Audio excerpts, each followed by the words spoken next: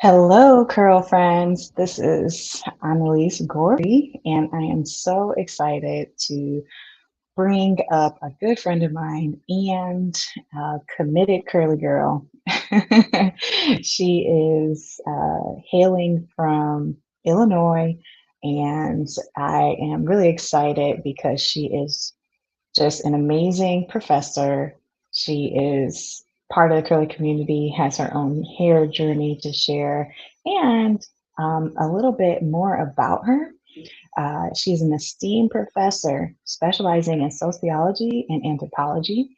As a Chicago native, Chi-Town, her passion lies in community development, empowerment, and activism through education. A believer in the power of education to drive societal progress, Professor Tony Lane embodies the intersection of academia and activism, shaping minds and advocating for a more inclusive world. Who better to join the Curls on the Block board than Tony Lane? So, without further ado, let me bring her up. Hello, Tony, Hi. Professor Hello. Lane. Hello, Annalise. Thank you for that awesome intro. Thank you. Yeah, I wish I had like sound effects to add the clapping, but it's Yay.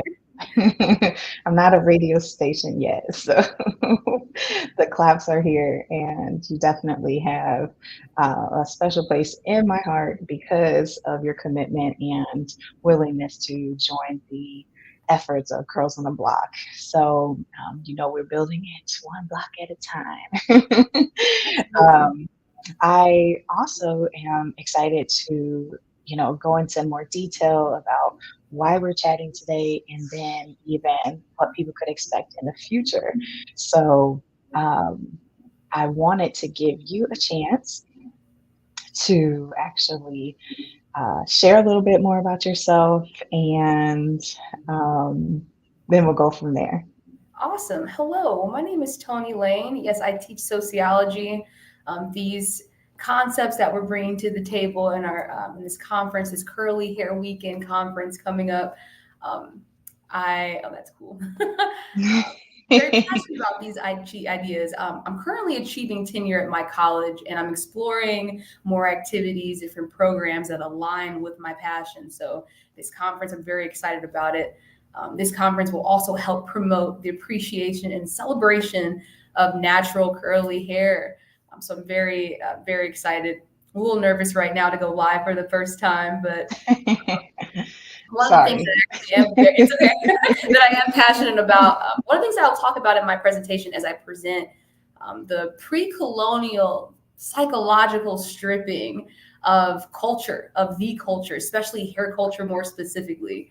That's something that I've been studying throughout the years. I've gone through my own, like Annalise mentioned, gone through my own hair care journey. I'm in my protective style stage right now with my natural hair underneath. Um, and that's been an entire process. I'd like to share that because it is obviously right very important for us to connect and to celebrate us. So I'm very excited and thank you for including me in this wonderful, more than an organization, right? This group. Yeah, thank you.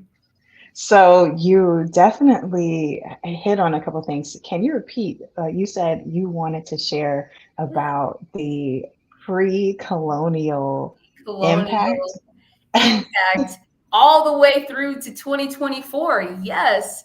Um, as a professor, I do have experience seeing and listening to students that look like myself discuss the problems associated with hair that's coming out of their scalp, right? And I know that resonates with me as well. And I've learned through studies, through my own research, that a lot of the discussion around hair dates back, right? Has significant historical significance to the past and the way that we treated our hair due to what we call external pressures in external pressures targeting certain groups of people. I'll talk more about that. If you'd like to know more, right, come to this celebration in April. But yes, so unfortunately, throughout the hundreds of years of this subjugation, of this oppression, unfortunately, that's led us up to disliking our hair. And again, we've all had these issues, but understanding the why is what will help help get us through, and it will also empower us as well. So that's one of the reasons why I want to keep up with this even after this conference, right? Hopefully we can do this more than 1 year and to reach more people. But yes. So I have to put out a disclaimer to the curly community. Some people may be privy, but a lot of the curly girls may not actually know what's going on. There's obviously a lot of stuff that connects with Curls on the Block programming in the hub state of Colorado, but you're not in Colorado, my Mm. friend. You are in Illinois. So this will be not the first time Curls on the Block will be reaching out and committing to events in Illinois because we've had connections with Urban League in Springfield. We've had connections with the Delta Gyms in Waukegan and Gurnee, Illinois. And your girl's from Waukegan, so obviously Curls on the Block stem from Illinois and the impact of my hair journey as a kid, but and yourself, obviously being a Chicago native. So, what we're talking about is actually the Curly Weekend in Oh, I just brought Chicago. it up early. I was just so excited. Hey, Yes. I love it. I know. It was perfect timing. We like a little surprise. No, it is all good for real. And so I'm gonna just make sure everybody knows we're having a curly weekend in Chicago. So right now we are solidifying the actual location because we have some really cool activations and opportunities. And of course, you, my friend, will be there, and we'll be able to have some special guests who have contributed to the curly community and in Illinois and nationwide. So we're finalizing a few more details before we launch it, but by next week we should be in the clear to announce a number of the special guests, including yourself, and some of the special experiences people can have. You have done a lot of work on your end to get certain experiences there. Can we share a little bit about Sure. Yes. that? Okay. So you may be able to expound on this, but in Curly Weekend in Chicago, we're able to have on-site barber and stylists, and so they'll be coming from the college and being able to get community experience, hands-on, of course, but also this goes towards their accreditation as a stylist. So it is really cool to be able to make that connection. And so quick, you were awesome. So they're going to have this dope setup. It's a mobile salon, and that's really, really cool that the college even has that because it does allow for more engagement in activities in the community to reach more people who may just not know about the program and are interested. And as we know, like I'm sure in your history of Black hair, and as people can observe, being able to do your hair is a miracle, right? And then other people's hair, there's also an impact on. And there's actually a number of organizations that are out there currently that are also talking about the psychological impact of having the relationship we have with our hair.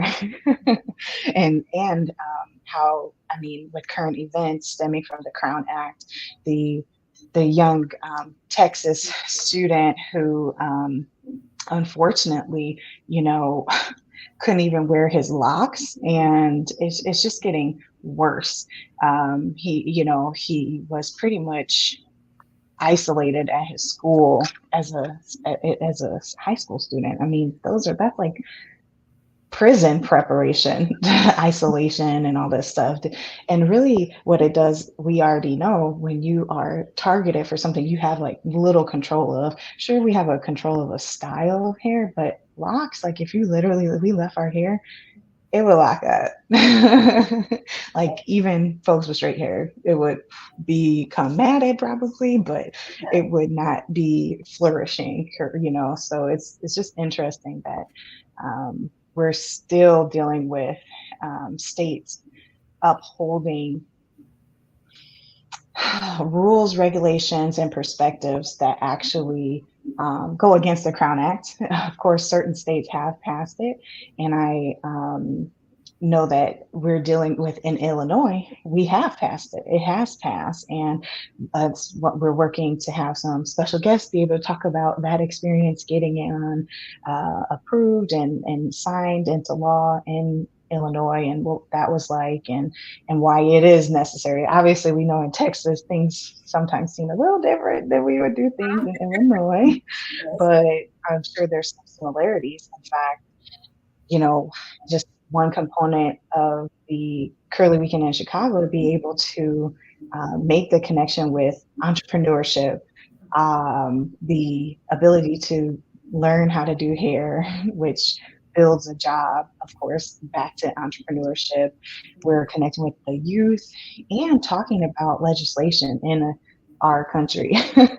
So that's going to be a really beautiful time. And of course, with your presentation, be able to really encapsulate what it means to be curly in Chicago, right? So look out for it in April, the last weekend of April. We are having the Curly Weekend in Chicago, and I'm just gonna, put that out there. Last weekend in Chicago, and we are looking for stylists who would be willing to give some consultations, but also do some demonstrations. We have a few lined up, but the more the merrier, right? And we'll have some VIP gift bags for purchase ahead of time. But ultimately, the event is going to be accessible for the community. It is going to be our first Girls in the Box first event in person. Yeah. So in Illinois. So really excited to get back on my in my home state and go represent for the Curlies. So people can look out for more information. It'll be on the Curls on the Block website. And as we get more details approved, we will share with everybody. So a Curly Weekend in Chicago honestly came about, even I want to share this, between a conversation you and I had, just about in particular, your experience of, but me acknowledging the similar impact and experiences of being curly in the workplace and in the community, and comments that do come and stem from our own community and at large, maybe not the curly community obviously, but a lot of people have opinions on what our hair should look like at the job and or in a professional space. As a professor, what do you expect to see? And in the curriculum for Curls on the Block, one of the things that we talk about is, what is a scientist, and who is that? What does it look like? So we could add, what is a professor? What do they look like? And I'm sure the answers responses will probably not be, oh, she wears locks, she wears a twist, she got a bantu knot set, she got the bust down center part. The headband wig, the headband wig. Hey, shout out. Do what you need to do, because the winter season is harsh on our heads, All right? the humidity. Come on. Well, you know what? And depending on your hair, like my hair flourished. I didn't call it flourishing in humidity until I got to a state that did not have Yeah, humidity. I lived in Colorado for a little bit, and it was very dry there. I will say, definitely more intense than the humidity. You're right. Yeah. Yeah, and likelihood for breakage, but it allowed us to have like a baseline of understanding of our hair's needs, like, oh, I actually need Look, I got props on deck. I actually need some of that. Aloe Oh. vera, fresh aloe vera, absolutely. Look, I'm gonna do a little demo later today. Good, good. But yeah, so is there anything you've already shared, your background, your commitment to the community, and one of the components of the history of Black hair, starting with the pre-colonial impact, which obviously will include the shaving of, our well, eventually get to the shaving of our hair and stuff. But is there anything else you would be interested in sharing now about the event, your career, or things you've noticed? Okay. Well, for myself, I will say one of the things that I'd like to add, and I'm glad you mentioned that with my own personal experience in 2023, 2024 with hair in the workplace, not recognizing that that would even be a thing earlier on. So one of the things I want to talk about in the presentation is just to target some of like the younger generation who are experiencing, like maybe they're in the workplace now and are experiencing having to code switch, like actually defining some of these words for them and empowering them. Many people, when they think of empowering people, they think you know civil rights, like generally like, oh yeah, well everyone's being, as long as you're treated fairly in the workplace and you're fine, but people don't realize the little tedious things that could grow into more massive problems. So hopefully I'm not going on a rant, but that's what I want to talk about. Really being prepared for the workplace and not really being naive to your surroundings when it comes to hair. Um, and I'm very happy that you mentioned like some of the organizations as well that have that are already doing the work and doing this in the city of Chicago as well. But more, again, more needs to be done. So especially for the students who are in higher education and are again looking for more opportunities, but are seeing the forms of inequality and they don't know what to do about it. So yes. Yeah, like the commentary, don't wear, not being able to wear even a blue wig or something like that. And Yeah. now, hey, there might be industries that are like, hey, we have certain expectations, but it It's feels real policing of targeted. women, policing in general. That's something we have to, because we all experience these things, but actually putting definitions to these words makes it make sense. And it can also again be empowering just knowing that, like, oh, I'm not the only one dealing with this. Okay, what can I do to alleviate these pressures? Because there's already other pressures that I'm having to worry about. So yeah. Yeah, Hopefully I I can think. do that. I don't want to sit there and talk for like 30 minutes, but again, I'm passionate about it. So I think I probably will go 30 minutes.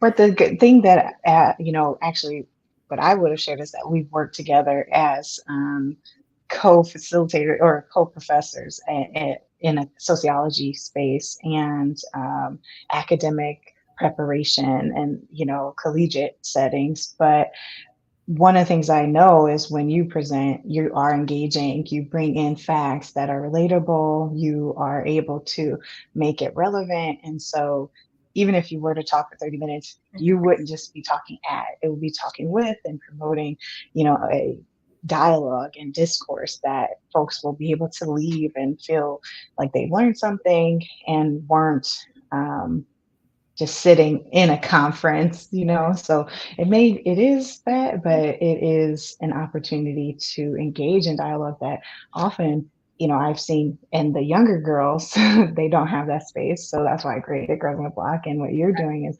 creating this space. And we're just coming together to have the adults or non-minors anymore come in and share. And unfortunately, we know that the similarities for their experiences are just going to be so real and so present still. And that's what I'm sad about, honestly. I'm like, man, what has changed? Are we even there?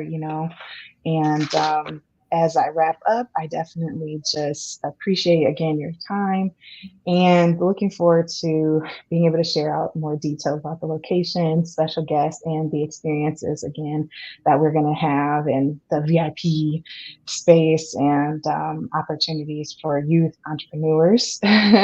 So hopefully everyone can stay tuned and you'll be back too live, right? We're going to do a little another session and do some more teasing, but highlighting the history of hair. And so I look forward to that time and being able to share that out with everyone too.